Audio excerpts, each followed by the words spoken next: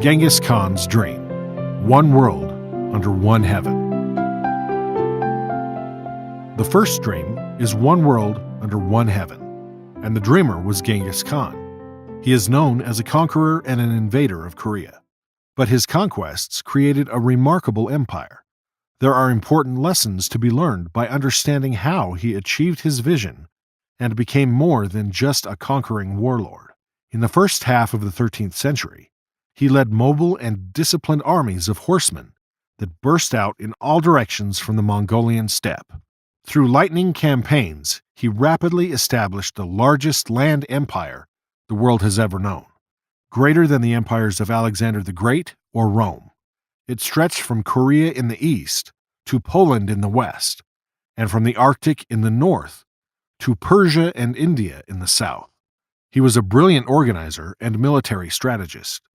After the First World War, armored warfare specialists studied his campaigns as models for the strategic use of tanks. Jawaharlal Nehru, independence leader and first prime minister of modern India, said Alexander and Caesar seem petty before him. He was without doubt a military genius, but that was not what lay at the heart of his success. He grew up in the harsh circumstances of the Mongolian steppe. Its grasslands were populated by scattered, warring nomadic clans who for generations had lived and died divided by petty tribal rivalries, trapped in a cycle of self-imposed violence. Genghis Khan himself suffered harshly within this culture. As a boy, he and his mother and brothers were driven out of the clan after his father, the clan leader, died, to live as outcasts at the mercy of any raiding band. Later, his first wife, Borte, was kidnapped by the hostile Merkid clan and held prisoner for some time before he could rescue her. These experiences marked him deeply, but instead of becoming trapped by his circumstances, he conceived a vision that led him to transcend them. Rather than striving to become just another powerful clan leader defending his own people and attacking his rivals, he dreamt of ending the centuries-old cycle of conflict and uniting the Mongol tribes. The tribes became a nation, animated by the dream of Genghis Khan, and that nation transformed the Eurasian world for centuries to come. Genghis Khan's conquests were hinged on the idea that if one person has a dream, it is only a dream.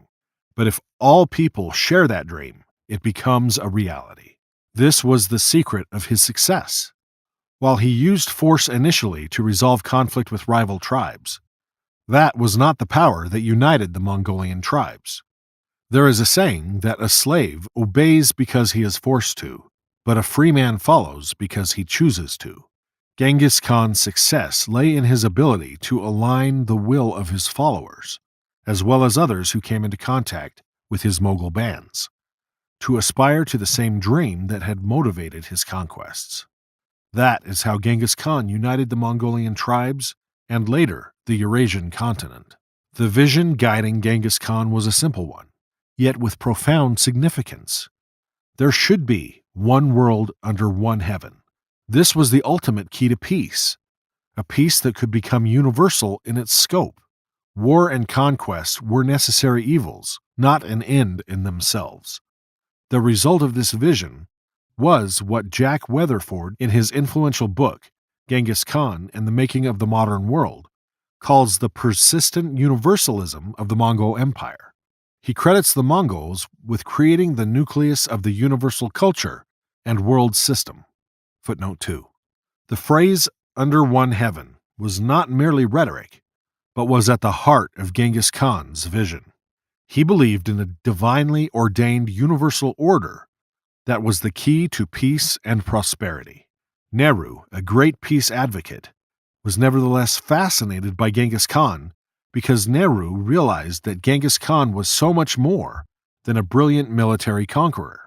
He was struck by Genghis Khan's belief in the unchangeable law forever and ever, and no one could disobey it. Even the emperor was subject to it. Note 3. Based on this concept, he promulgated simple laws with universal application, rooted in nascent concepts of human rights and fundamental freedoms. Weatherford sees in the laws and systems of the Mongol Empire the seeds of a new global culture that continued to develop long after the Mongol Empire's decline. He finds those seeds in their promotion of free commerce, open communication, shared knowledge, secular politics, religious coexistence, international law, and diplomatic immunity. These were the fruits of Genghis Khan's vision. His empire respected the cultures of conquered regions and established freedom of religion in an attempt to neutralize it as a source of oppression and conflict. The Mongols promoted a society in which ability was valued more than social status, abolishing the caste system and breaking the monopoly powers of local elites. This society also reduced discrimination against women and upheld the dignity of all human life, encouraging multicultural, multiracial, and multi-religious marriages. The Yasa, or Greater Law as the Mongol legal code was known, restrained the traditional causes of feuding among tribes across the empire, and so promoted an era of peace and prosperity. The resulting Pax Mongolica, as it had become known, lasted from the end of the Mongol conquests in the mid-13th century until the end of the 14th century, embracing the whole of the Eurasian continent. At that time, there was a common saying about that period that a maiden bearing a nugget of gold on her head could wander safely throughout the realm. Note 5. Marco Polo, the Venetian explorer, was a direct beneficiary of this peace. With free trade and secure travel established across all the regions ranging from Asia through the Middle East to Eastern Europe, he could travel safely to China and record his journeys in a book titled Travels of Marco Polo. This sparked a growing European interest in the land of the Great Khan. The Mongol peace, combined with their promotion of trade, led to the flow of Asian products and technology into Europe, and growing cultural exchange between the civilizations of East and West. Europe began to emerge from its long isolation following the fall of the Roman Empire. If it were not for Genghis Khan, the European slumber might have lasted far longer, and the development of the modern world been postponed. Genghis Khan offers a remarkable example of the power of a dream to see beyond existing circumstances, however intractable they may seem, and envision something better.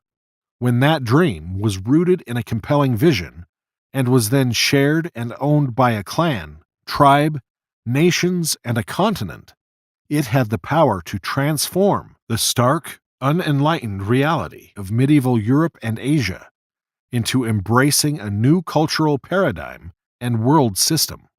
Although we may never know explicitly what truly motivated Genghis Khan's conquest, the historical facts show clearly that the formula to his success was not the lust for power, but the universal aspiration, principles, and values implicit in his vision of one world under one heaven, the source of that unchangeable and universal law that applied to all people everywhere, regardless of their power and status. As Koreans, we feel a natural affinity with Mongolia, its people, and its history. We have many common cultural roots and share the blue Mongolian birth spots. This makes the example of Genghis Khan especially interesting for us. Through him, we can learn the power of a great dream to rise above the limitations of circumstance, unite a people into one nation, and then transform the world. This is not just a story in the history books. Tomorrow's history is being made by our choices and actions today. Past history is a source of lessons we can apply to meet and overcome the challenges of our present. As Koreans, we should reflect on the story of Genghis Khan and ask ourselves, what is our dream today for the future of our country and its role in the world?